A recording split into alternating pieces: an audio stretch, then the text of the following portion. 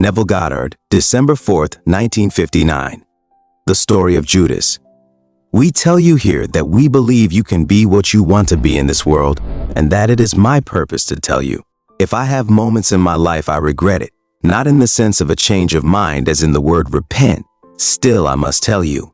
I may have moments of regret that you have misused this power for any purpose, yet it is better that you misuse it rather than not to use it. How many times one feels concerned at the misuse of this principle, yet it is better to misuse it than to bury it, for even by the misuse we learn, though painfully. In the story of the talents, it was only the one who did not use it that was condemned. We are living in a world that is like a play, and some seem from birth to be cast in a difficult role. And yet you tell him that God is infinite love. But he is the playwright and the casting director, for this is a play. As Shakespeare says, all the world's a stage and all the men and women merely players. We have our exits and our entrances, and one man in his time plays many parts. But that time is not 70, it is the time it takes to awaken that man, the perfect actor or God. So I play every part. But playing every part does not mean I play every man or woman in the world. There are billions of actors but only so many parts, and every part you and I must play. The central figure, the star, is Christ, and the whole play is about Christ from Genesis to Revelation. But there are many parts that reveal it. There are 12 main characters, the 12 disciples, and the 24 elders, and the high priest Caiaphas and his political opponent Pilate. These are in every age and every time. The purpose of the play is to awaken in us the actor, God. These characters of the Bible are not people. They never walk the earth as people. We play all the characters, but they do not live any more than Hamlet lived. When Olivier plays Hamlet, Hamlet can do nothing but what Olivier does. And then Olivier can, if he wishes, play another character altogether. The characters are the eternal states of the soul, but we must learn to distinguish the man from the characters he is playing. The characters are real in eternity, and we assume the character and play it on this sphere. To say that everything in this world is a play does disturb, but I want you to believe it. Tonight I want to discuss the most difficult of all the characters, and if asked you would refuse to play that role, but it is the most important, for until it is played, Christ cannot awaken within you. It is the character of Judas. People say he is the betrayer, but to be able to betray I must first hold the secret. So I betray you into the hands of your enemies. I reveal you, for that is what betray means. Only he who knows God could reveal God. Only Judas did not leave Jesus in the garden. The others left him, but Judas remained to reveal him or betray him, and then Judas commits suicide. But we are told, no man takes away my life, but I lay it down myself. So, who is Judas? Until that character is played, Christ is not awakened in the mind of man. He reveals God. Then he repented when he found that those to whom he revealed the Lord spat at him and reviled him and condemned him. It does not mean upon a man, it is a symbol. But I say the time will come when you will not repent, even though you will be concerned as to the consequences of your act. The word is only translated 6 times in this form. Paul wrote a bitter letter to the Corinthians and he said, I do not repent or change my attitude toward you. And another time when Jesus is made a member of the order of Melchizedek, he says, I do not repent. But in this case, when Judas reveals the Lord to the world, he repents, for he sees what they did with the knowledge, not something done to a man. For Christ is invisible, for he is the Lord, and the Lord is spirit, and spirit is without form. You tell the world who he is, as man's invisible reality, and then when you see that they spit in his face figuratively, then you are concerned for the consequences of your betrayal of the identity of God. Judas is not a man any more than Christ is a man. Christ is the invisible reality, and all the others are states, and we move into states. But when you are cast in the role of Judas, you are at the end of the play, and the play is over. You betray the identity of the creative power of the universe, and then you commit suicide. You hang yourself upon a tree. As he betrays him, he becomes the very being that he betrays. Now Judas comes from the same form as the word Judah. It means the hand. It is the first symbol in the name of God, or the Hebrew symbol Yod, the hand of worship, the hand of the Creator. Then the second name of Judas is Iscariot. Means man, Cariot means to lay timber or the carpenter. So Judas betrays the Lord, for no one knew him. But Judas told them, "When I kiss him, you will know him." And yet Jesus had said to them, "I have been with you 3 years and you do not know me." The others ran when he was arrested, but the one who knew him kissed him and said, "Do not let him go." And that is your imagination. For that is Christ. There is no other. Christ in man is man's own wonderful human imagination, and with Christ all things are possible. So you can take this revelation and go out and be anything you want to be. If using this power I go out and take advantage of another, it means my misuse of what I have just heard. But the one who tells you and then sees what you do with it often repents. So the story is told you that they spat on him, not a man. For who can spit on imagination, not knowing there is no other? We are all one. This is spitting on Christ, or putting stripes upon him. Not on his body, for he is invisible. For my Father is spirit, and spirit is invisible. So the most difficult to play is that of Judas, or the betrayer. And if the playwright were casting the play, no one would volunteer to play it. But one has to go out and betray God by telling his identity. And to the degree that you can do it, you will prove it by the behavior of those to whom you tell it. For all the characters of the Bible are true as states, and they live forever. God sends his sons through these characters as actors, that at the end of time he may awaken these actors as himself. You are infinitely greater than any character in the Bible, for they are states. But there is another one that is not a state, and that is Christ, and he is being awakened in you. Christ is God, and he is awakening in every being in the world. He has prepared a play to awaken every child born of woman, and to create like his Father, he has to go through every experience. And they are all written in the Bible. So there are the 12, and the 4 and 20, and there is always the political power, and the religious power, and the wise men called the Sadducees, and those who conform to that which they think will make them important in the eyes of men, the Pharisees. Then there are those who have mechanical talents. You can take from the inspired works of a Shakespeare or a Blake and write many books, but they could not write one thought that is original, and they are the scribes. Then there is the multitude who hail the hero today and then stone him the next. So the 11 could not commit suicide, or in other words, let go of everything they had ever heard regarding causation. That is everything that you previously thought you must let go of and die to, and live only to the Christ. And so you read the statement of Paul that he comes to teach only one thing, and he got it from revelation. It is true. It comes by a vision, but then the Sadducees will laugh at you. We have this now in our midst as they talk about evolution, and the world has accepted it. Yet I am told that God created all things and called them good and wondrous. All were distinct acts of creation. I have nothing to do with anything less than man, but everything less than man only bears witness to what I am. I did not evolve through all the animals. That is true only as related to human affairs. I see it move from the canoe to the ocean liner, from the plow to the tractor, from the cave to the palace. Evolution is only in the affairs of men. The bird builds its nest as it first built it, and it is fixed and perfect, but the things of form evolve. But this is not man, this body. This is only the mask persona. I am all imagination, and I wear this mask until I go through all the parts, and then I am he. For the purpose of the play is to awaken us. For God alone acts in all existing beings and men. The purpose of the play is to make us actors, even bad ones. If we are bad ones, the one who reveals the secret repents, yet he would not change it. We are told that when Judas came and kissed Jesus, that Jesus said to him, "Friend, why are you here?" The translators could not bring themselves to believe the actual translation, so they have put it in the footnote.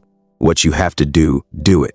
The actual translation is, what you must do it quickly. You have to do it. You have to tell the world who God is and that he is imagination. But the translator used a sentence, "Why are you here?" Everyone is an actor awakening. So I say to everyone, you are playing all the parts, and I hope you will start to play the part of Judas. You did not come to play just one part. Everyone plays many parts. You can, if you will, slip into this part of Judas. You could play Caiaphas or Pilate forever and think that causation is external, or is in the hands of the political or the religious powers or the great universities. Until it comes Ed. Note, the understanding of true causation, you do not know it, but I know who I am and who you are. Every being is God in different states, all playing these wonderful parts, but when he awakens, he is God. And no matter what he has ever done, he is forgiven. When he awakes, he is white as snow, no matter how scarlet things were. I ask you to take this revelation of God, who is your own wonderful human imagination. That is what Judas tells you, and I am playing his part. He is not a man, but a state into which I have entered deliberately and consciously, for no one can betray God unless he knows the secret. We are told in Corinthians, who knows the thoughts of a man but the spirit of man who dwells in him? Who could reveal or betray God but he who knows his secret?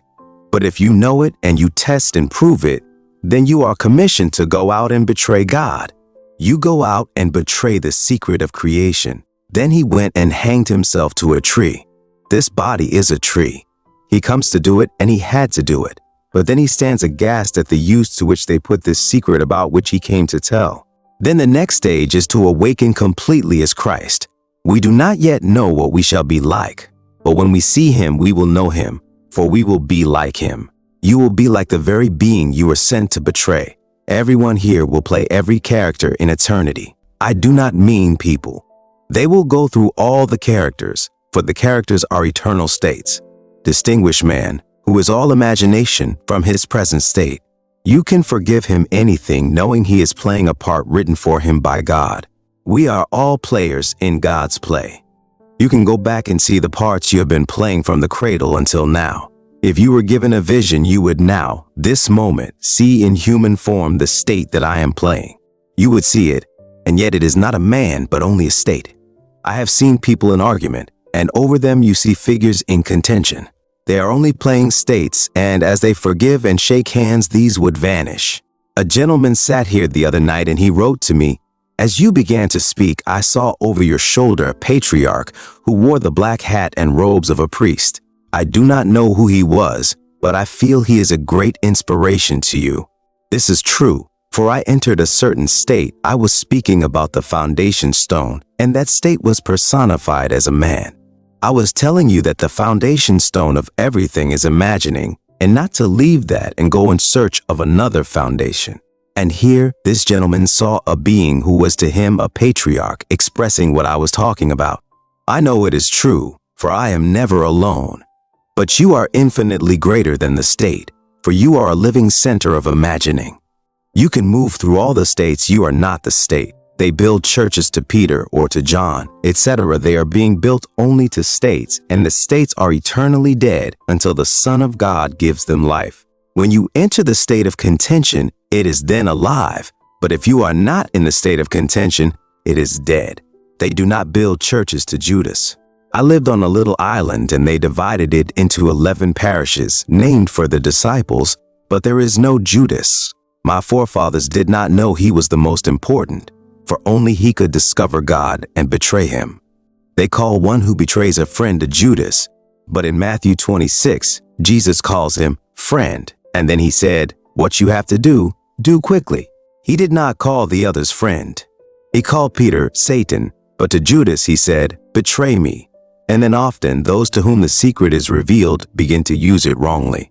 They discover imagination creates reality, and disliking someone they will imagine something bad and by their very intensity bring it to pass.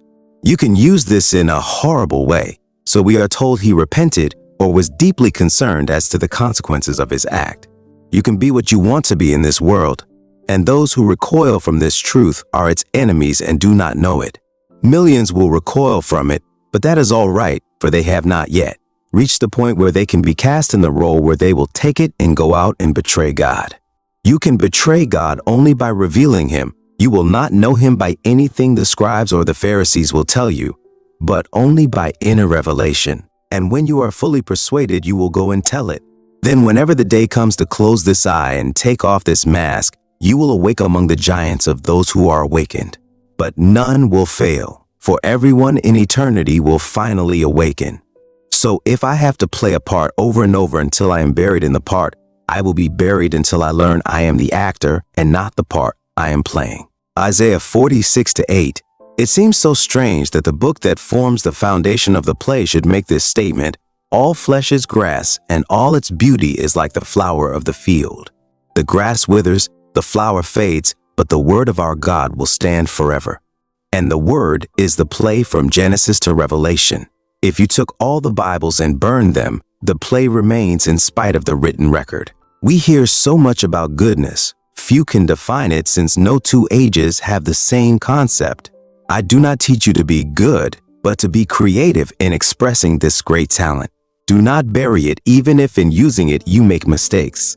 Prove it in your own life and then go out and tell others. No priesthood could send you or have the power to send you out. No holy water will send you out. You are sent by God, and God is spirit.